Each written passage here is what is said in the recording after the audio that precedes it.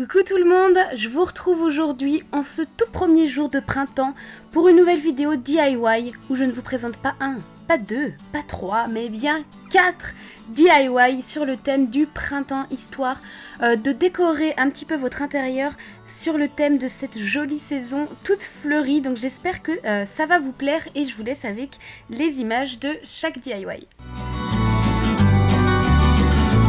Côté matériel, vous aurez besoin d'une boîte de conserve, plus ou moins grosse, ça dépend ce que vous souhaitez, que vous aurez bien sûr bien nettoyé. De la petite corde, donc moi pour une grosse boîte de conserve comme ça, j'ai eu besoin d'à peu près 8 mètres. Cette corde là, moi je l'ai trouvée à Cultura. Un pistolet à colle, donc celui-ci je l'ai acheté à Zodio, mais vous en avez dans plein de magasins. Et enfin des plantes ou des fleurs, qu'elles soient naturelles ou artificielles, là c'est vous qui choisissez. Et puis bah c'est super simple, vous avez tout simplement à venir coller la corde tout autour de la boîte de conserve. Donc vous commencez par tout en haut, vous mettez un petit point de colle et puis en fait vous en mettez régulièrement. Alors vous n'êtes pas obligé d'en mettre tous les centimètres, hein. Vous pouvez vraiment en mettre de temps en temps, ça c'est vous qui jaugez. Mais vous avez tout simplement à, au fur et à mesure, mettre un point de colle, poser la corde. Et puis bah, ce qui est pratique avec le pistolet à colle, c'est que ça prend, c'est vraiment à prise rapide. Et puis vous faites vraiment toujours tout au fur et à mesure, jusqu'à arriver en bas et que vous ayez complètement recouvert votre boîte de conserve. Donc ça va être plus ou moins long suivant la taille de votre boîte bien sûr, mais il n'y a rien de plus facile, c'est à la portée de vraiment tout le monde, et je trouve que le résultat est vraiment très joli puisque comme je l'ai dit en fait par rapport au titre, je trouve que ça fait un petit côté rustique en fait. Déjà ça fait du recyclage parce qu'au lieu de jeter une boîte de conserve à la poubelle, vous la réutilisez, et puis ça fait vraiment un petit côté paille, corde, un côté rustique que personnellement je trouve très joli. Et puis voilà, avec une plante verte, ça peut vraiment être très sympa. Vous pouvez mettre un petit plateau en dessous, enfin bah, après c'est à vous de customiser, mais je trouve que le résultat est très sympa, c'est très facile et bah voilà, ça fait du recyclage. Pour ce second DIY, vous aurez besoin de papier de différentes couleurs. Ne faites pas comme moi, prenez du papier de soie. Moi ici c'est du papier crépon. Je me suis trompée, ça fonctionne mais c'est pas aussi simple et c'est peut-être un petit peu moins joli. Donc surtout prenez bien du papier de soie. D'une paire de ciseaux et de fil de nylon. Donc je vous montre comment j'ai réalisé la grande fleur, sachant que comme c'est du papier crépon, je n'avais pas suffisamment de feuilles et ça ne rend pas aussi joli que ce que ça aurait dû être, et surtout par rapport aux plus petites. Vous verrez, si vous utilisez du papier de soie, tout ira très bien. Donc vous venez superposer, en fait placer vos feuilles les unes sur les autres. Je dirais que pour avoir un joli résultat, il faut minimum une dizaine de feuilles. Moi en tant que papier crépon, en fait ça m'en faisait que 6 et du coup c'était pas suffisant, d'où le résultat pas top. Toujours est-il que vous venez tout simplement placer vos feuilles les unes sur les autres et que vous allez réaliser un pliage en accordéon comme quand on faisait à l'école pour faire des éventails. Vous pliez dans un sens, vous retournez, vous pliez dans l'autre, etc. Tout simplement, voilà, c'est la première étape, il n'y a rien de plus simple. Ensuite vous prenez le fil de nylon, si vous voulez un repère vous pouvez plier en deux l'accordéon qu'on vient de réaliser et pile au milieu vous venez faire un nœud avec le fil de nylon. Donc il faut qu'il vous reste quand même un fil assez long puisqu'après on viendra les suspendre. Après c'est à vous de jauger la taille du fil bien sûr, donc vous faites bien un double nœud, hein. Le fil de nylon ça a tendance un petit peu à glisser et vous serrez bien fort pour que vraiment ça tienne. Avec un papier de soie, encore une fois, ce sera beaucoup plus facile parce que c'est plus souple et plus fin que du papier crépon. Mais bon, vous faites vraiment un nœud en plein milieu. Ensuite, on vient couper les bords, puisque là, ça fait un aspect carré. C'est pas du tout ce qu'on veut. On vient couper en arrondi. Vous pouvez faire d'autres formes si vous en avez envie. Moi, j'ai fait que arrondi. Encore une fois, à cause du papier crépon, j'ai galéré comme il faut. Mais avec du papier de soie, ce sera beaucoup plus facile. Donc, vous faites de jolis arrondis de chaque côté. Puis on vient détendre un petit peu l'éventail, on vient écarter les petites parties. Donc là on voit bien que l'arrondi se dessine et que c'est beaucoup plus joli. Et une fois qu'on aura fait ça, on vient tout simplement relever une à une chaque feuille. Et on vient vraiment celle des extrémités, on vient vraiment les rabattre au milieu. Le but du jeu c'est de recouvrir le milieu. Que ce soit au-dessus ou par en dessous, et en fait on soulève au fur et à mesure chaque feuille. Il faut que ça ait un aspect un petit peu froissé, d'où l'intérêt d'avoir absolument plein de feuilles, minimum une dizaine, parce que là en fait vous allez voir ma fleur manque de volume puisqu'elle manque de feuilles, hein. Je vous ai dit j'en avais que 6, mais si vous prenez du papier de soie ou si vous mettez 2 fois plus de papier, même avec du crépon, ça rendra un résultat tout aussi joli. C'est que là je manquais de feuilles, c'était la première. Et donc il vous essayez vraiment de la mettre un peu à votre manière, vous rabattez bien les feuilles correctement, mais voilà, les images parlent d'elles-mêmes, c'est vraiment très simple. Et donc voilà ce que ça donne une fois qu'on a rabattu toutes les feuilles. Comme vous voyez, on voit encore le milieu de la fleur, on sent qu'il en manque, ça ne forme pas vraiment une fleur toute ronde. Voilà, elle manque de feuilles, elle manque de volume. Vous verrez par la suite, j'ai réussi à m'en accommoder, c'est pas bien grave, mais voilà. Surtout, voilà, si vous voulez vraiment faire en papier crépon, prenez plusieurs feuilles, sinon privilégiez le papier de soie. Et comme vous voyez, pour les deux plus petites, en fait pour faire deux plus petites, j'ai tout simplement coupé les plus grandes en deux. Du coup en les superposant, ça faisait 6 et 6, ça faisait 12 feuilles.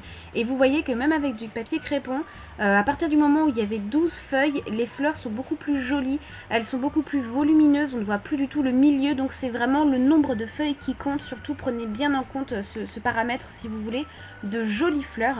Et ensuite il suffit tout simplement de venir les suspendre là où vous en avez envie. Moi j'ai choisi de les mettre dans un coin, dans la chambre. Voilà, j'ai essayé de les associer de sorte qu'on ne voit pas trop la plus grosse. Vous pouvez aussi rajouter des tiges pour les mettre dans un vase. Après pour les accrocher vous les mettez au scotch ou les agrafer comme vous voulez. Ça, après c'est vous qui voyez. Ça peut même faire une très jolie déco de mariage, de fête, d'anniversaire ou de choses comme ça. Vous pouvez en faire plein, vous pouvez faire une guirlande en faisant des toutes petites. Enfin vraiment, vous pouvez faire ce que vous voulez et ça vient apporter de la gaieté et de la couleur dans une pièce. Et vraiment voilà, avec les fils de nylon c'est très très facile de les accrocher sans qu'on puisse voir l'attache. Donc j'adore ce DIY, je trouve ces fleurs vraiment super jolies. Pour ce troisième DIY, vous aurez besoin d'un support. Ici j'ai réutilisé le fond d'un tableau que j'ai peint couleur un peu blanc cassé, et puis j'ai repris le contour. Après vous pouvez très bien par exemple prendre un vieux calendrier que vous allez peindre, etc. Vous pouvez vraiment prendre ce que vous voulez du moment que ce soit suffisamment grand. Deux lettres en carton ou en papier mâché, peu importe. Moi celles-ci elles sont en papier mâché et elles étaient pleines en fait. J'ai juste découpé le dessus parce que je voulais qu'elles soient creuses. Et bien sûr vous formez le mot que vous voulez. Moi ici j'ai choisi Joy qui veut dire joie, j'aimais bien le message, c'était plutôt un message positif. C'est un mot court, hein. C'est quand même plus facile de faire des mots courts, mais si vous voulez prendre sun, flower, spring, peu importe, vous pouvez prendre vraiment les mots que vous voulez, mais quand même essayez de faire en sorte qu'elles soient creuses ou bien comme moi, découper le dessus. Deux fleurs artificielles, si vous pouvez en trouver directement sans tige en vrac, ce sera beaucoup plus facile et ça vous fera des étapes en moins. Moi j'en ai pas trouvé, ou en tout cas pas à un prix raisonnable, du coup j'ai pris des petites fleurs artificielles directement, un petit bouquet comme ça, d'un pistolet à colle et d'une paire de ciseaux. Comme mes fleurs sont en bouquet, la première étape c'est de tout simplement venir découper toutes les petites fleurs une à une. Alors essayez de ne pas laisser trop de tiges. Ici j'ai choisi blanche, violet, rouge. Bien sûr vous pouvez choisir les couleurs que vous avez envie, mais on va commencer par trier et couper nos petites fleurs.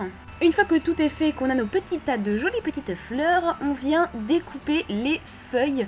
Et moi j'ai décidé de tapisser le fond de mes lettres parce que j'avais peur en fait que comme les fleurs étaient petites, on voit encore le carton et que j'en ai pas suffisamment pour remplir. Si vous avez directement des grosses fleurs, vous pouvez les mettre dans le fond directement de la lettre et ça atteindra quand même la surface, ça prendra suffisamment de place. Moi mes fleurs étant toutes petites, j'avais peur que non, donc j'ai décidé de faire une espèce de lit vert et au final j'en suis pas mécontente parce que je trouve le résultat plutôt sympa à la fin. Donc tout simplement, voilà, quand je coupe les feuilles, je viens les disposer, je regarde un petit peu dans quel sens je les place et puis je les colle au pistolet à colle en essayant de creuser un petit peu certains endroits pour pas que ce soit tout plat en fait. Et donc voilà ce que ça donne une fois toutes les feuilles collées. Je peux passer du coup aux fleurs. Moi, pour être sûre en fait que ce soit bien réparti, j'avais pas envie qu'il y ait plein de rouge ensemble, plein de violettes ensemble. Je voulais vraiment que ça fasse un petit patchwork. J'ai décidé de d'abord coller enfin couleur par couleur en fait. Donc je commence par les blanches, je les dispose un petit peu partout.